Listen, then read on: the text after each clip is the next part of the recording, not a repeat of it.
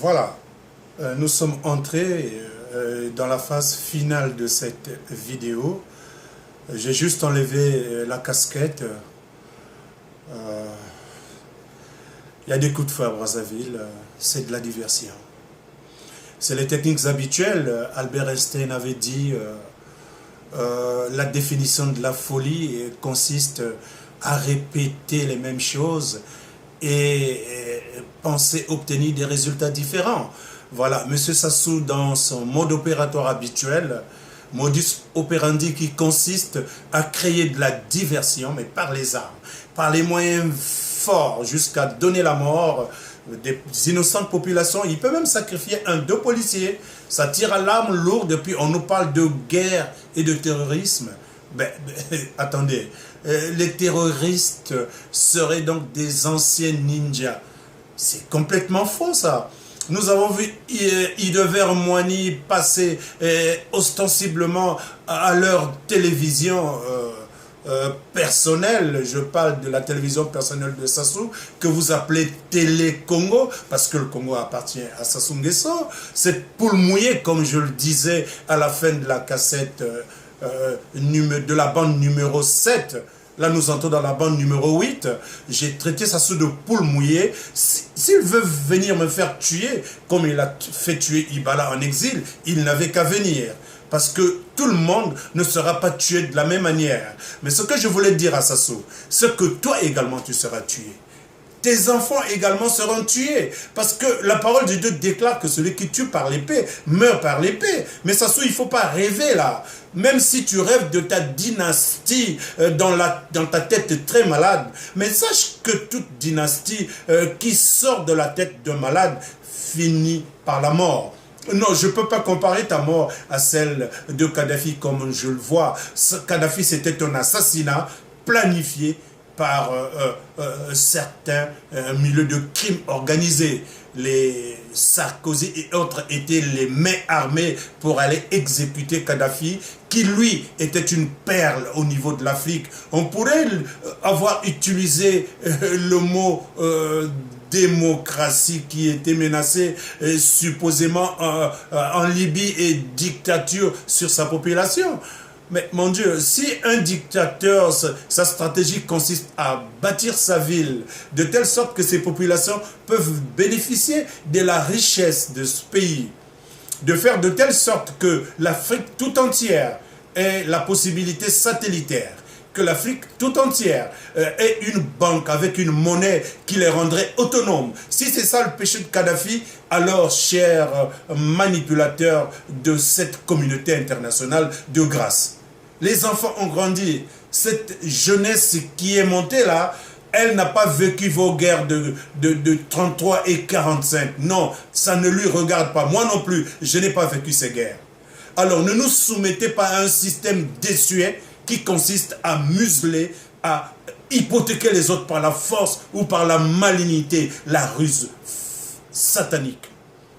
De grâce, arrêtez avec ce jeu-là. Et vous avez donc mis en place, quelque part dans certains pays, des robots, des êtres robotisés ou robolisés, comme Sassou Nguesso, qui, lorsque vous leur donnez une petite autorisation, François Hollande l'a fait, Sassou l'exploite en grandeur, en toute grandeur nature. Donc, dans 345 km, 342 000 km² qui constituent la surface du Congo-Brazzaville, M. Sassou a été mis là pour jouer un jeu. C'est un matamor. Il ne joue qu'un rôle.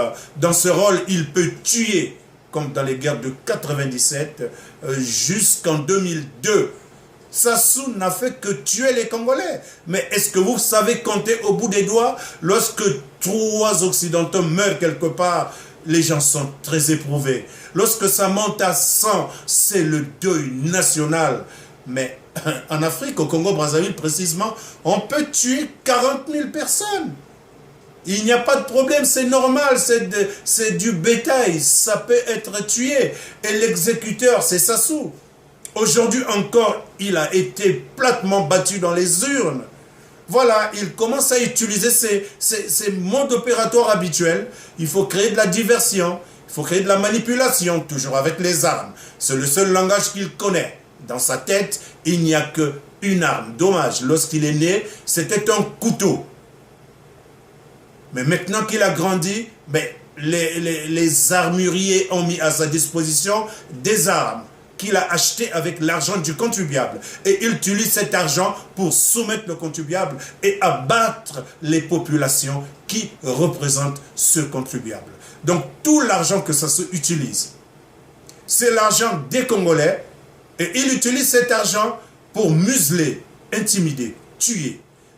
Regardez, il a organisé des milices pour venir créer un désordre à Brazzaville. Même si on est un idiot, pourquoi l'Untoumi enverrait des miliciens dans le pôle pour venir créer une diversion? Parce que lui, il veut gagner de l'argent, pensez-vous?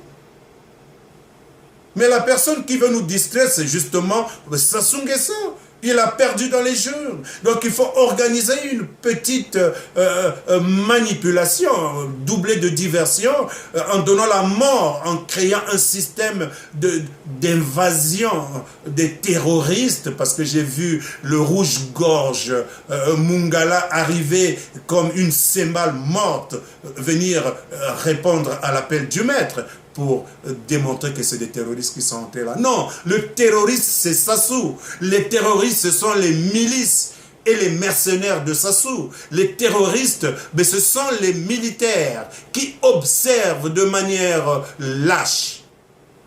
Mais alors, trop lâche, qu'un groupe de gens continue à manipuler toute une population et que l'armée qui est là pour défendre ces populations assiste passivement à toute cette histoire, et parce que cette armée, toute une armée avec des officiers supérieurs, même si c'est des officiers supérieurs qui ne méritent pas d'être appelés par ce nom, mais quand même, est-ce qu'il y a encore un peu d'humanisme en vous? Avez-vous perdu toute votre humanitude pour que vous regardiez ça se jouer toujours ce jeu de canard, et nous les populations, nous allons toujours être la soumise comme à l'état des esclaves, mon Dieu. Mais nous pensions que à la mort de Schœlcher et autres esclavagistes qui ont aboli cet esclavage, que l'affaire était terminée. Non, c'est un système colonial, il est passé à une étape néocoloniale. Aujourd'hui, ben attendez, on va plus se salir les mains. Il y a des nègres de service quelque part. Allons-y leur donner des armes et donnons-leur la possibilité de prendre un pourcentage des revenus de la richesse de leur pays. On va enrichir un petit clan qui sera à notre botte, et ce clan se chargera d'exécuter nos recommandations jusqu'à tuer leur population. Mais comme Sassou Nguesso, il se réclame d'un petit clan, un clan qui vient de je ne sais où, parce que ce n'est pas des vrais Bantous entre griffes, mais c'est un clan qui arrive là avec une attitude quelque peu cruelle. Je ne m'adresse pas aux nordistes. Non, je ne suis pas un tribaliste, ni un régionaliste. Je m'adresse à ce petit clan qui, à mon avis, est un incident biologique. Il est tombé au Congo par je ne sais quel mystère, qui a un esprit belliciste, un esprit de criminogène. Leur travail, c'est de venir tuer et puis se mettre de l'argent en poche. Bob Marley avait dit quelque part qu'il y en a qui n'ont que l'argent pour se sentir bien. Ils n'ont que l'argent pour se sentir riches, alors qu'en réalité, ils sont pauvres. Le résultat est là. Regardez Sassou Nguesso, Papi Sassou Nguesso, avec un tas de petits-fils, un tas d'enfants. Il a atteint un âge, oh mon Dieu, un âge où un homme doit se replier, entrer dans lui-même, commencer à présenter des attitudes de sagesse pour, n'est-ce pas, laisser à la pérennité, à ce Congo-Brazzaville, un héritage respectable. Nous pensions que c'était le moment que Sassou comprena qu'il devait partir par cette grande porte que Antou, sa femme qu'il avait arrachée à Kader, lui a donné comme conseil. Et ce conseil est passé dans les médias. Non, M. Sassou se braque. Comme c'est un braqueur par excellence, il insiste. Alors, voilà, il a créé cette histoire toujours dans les quartiers du Sud. Il ne peut pas le faire à Mongali. Il ne peut pas le faire à Wenze, il ne peut pas le faire à Mikalou. Non, non, là-bas, c'est la famille. Par contre, on peut aller le faire quelque part, les populations du Sud, c'est têtu, c'est Bakongo Zoba. On peut aller les écraser et puis l'affaire serait dans la poche. Voilà. Général Moukoko, je sais que tu n'es pas un guerrier, mais tu es un officier supérieur, respectable, l'un des plus respectables de ce pays, sinon le meilleur. S'il te plaît, tu n'es pas un putschiste, mais le peuple congolais est en danger. Boao, Okombi Salissa,